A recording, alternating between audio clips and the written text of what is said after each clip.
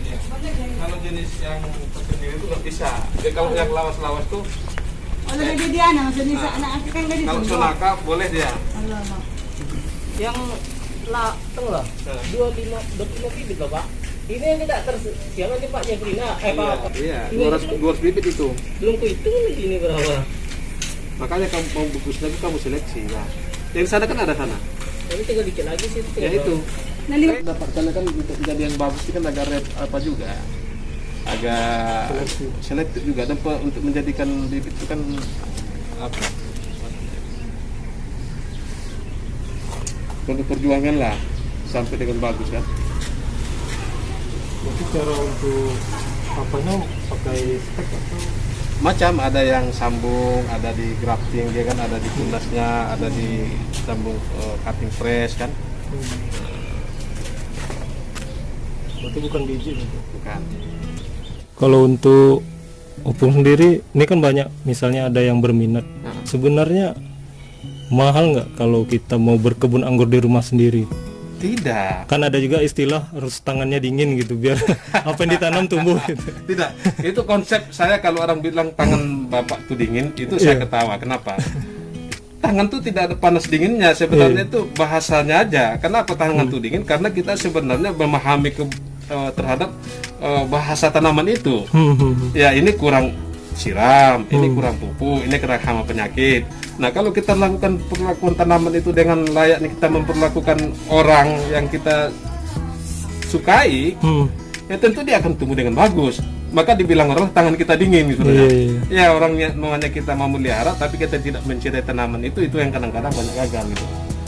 Jadi kita harus tahu bahwa kita memang suka dulu gitu. Ya kita menyukai dulu. Iya, menyukai. Apapun dia tanaman itu kalau kita disukai satu apa yang ingin kita miliki tanpa ada satu kita memperlakukan dengan dasar menyukai, ya saya pikir itu tidak akan bagus. Kalau susah tidak, sama dengan tanaman lain kok. Dia perlu pupuk.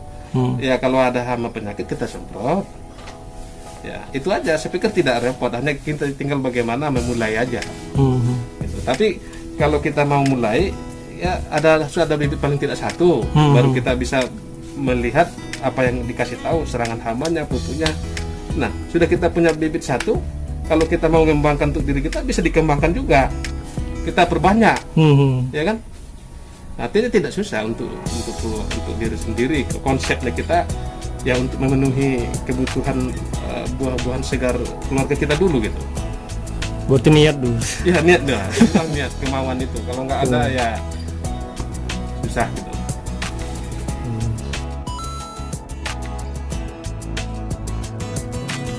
Ya karena penggiat ini kan sudah ada. Jadi kalau memang anggur ini di Pekanbaru berkembang bagus, kan menjadi suatu destinasi tersendiri.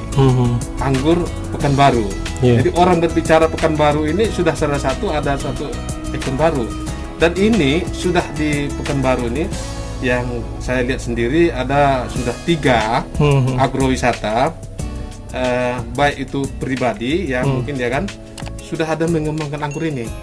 Jadi kalau saya lihat ini 1 tahun ke depan ini Pekanbaru ini sudah mempunyai satu wisata agro anggur.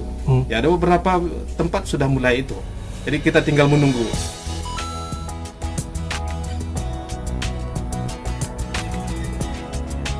Maka kita nih pemerintah sebenarnya harus menangkap ini. Kalau harapan saya bagaimana pemerintah ini memfasilitasi, mendorong, ya kan, mensupport itu supaya memang benar nanti ke depan orang akan bisa berwisata kebun anggur. Dan tentunya dia tidak kalah penting bukan membelinya dan berwisata melihatnya, tapi edukasi ilmunya.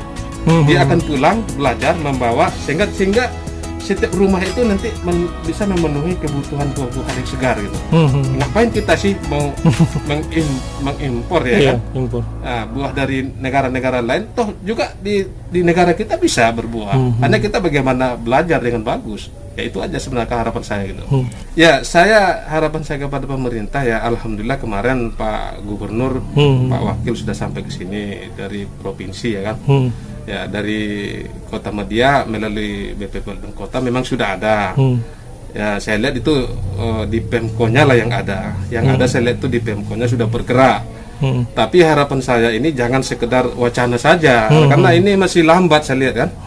Nah, ada programnya itu saya lihat itu terlalu panjang birokrasinya. Nah, sehingga petani itu sendiri masih ya mungkin lebih banyak mandirinya gitu. Nah, memang sih kita berharap mandiri, tapi pemerintah itu sendiri harus bisa ikut mendorong itu dengan bukti nyatanya. Memang yang kita harapkan bukan sekedar janji gitu.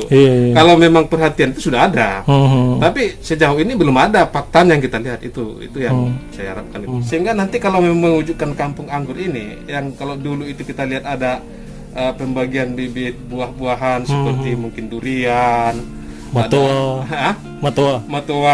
itu udah dari dulunya sudah ada. Bagaimana konsep itu kita kasih bagi-bagikan melalui komunitas-komunitas kami yang dibina oleh itu, kita membuat suatu pembibitan yang mungkin cukup banyak, dan itu nanti kita dengan pemerintah ya coba ini kita serap, nanti kita bagikan kepada masyarakat dengan seperti metode yang sudah berlalu. Sebenarnya sudah ada, tapi dia jenis anggurnya belum ada. Nah, nanti kalau perlu dibikin nanti karena anggur yang baru, kita bikin satu melalui PPL-nya bagaimana pemeliharaan itu kita kasih mungkin pelatihan-pelatihannya gitu. Ya, edukasi juga penting ya. Ya itu, jadi kita berikan bibit tanpa ada edukasi pelatihannya itu ilmunya, ya nanti kan gagal karena pendidikan yang baru. Ya makanya kita harus memang pemerintah itu ya mensupport, saya harapan saya seperti itu. Ya, gitu.